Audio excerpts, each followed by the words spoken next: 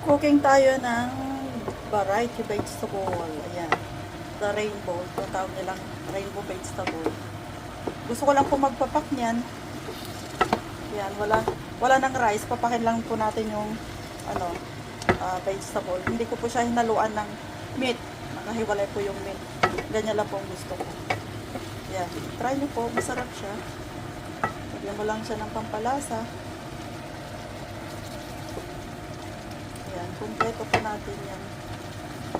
Broccoli, wala lang broccoli kasi niluto ko na kahapon yung steam ko. Pero yan, masarap pa rin. Ayan guys, ang ating gulay ngayon. At meron pa akong mga adobong chicken feet. Meron pa doong hotdog na nagprito. So, yan lang pong ating kakainin ngayon, ating lunch.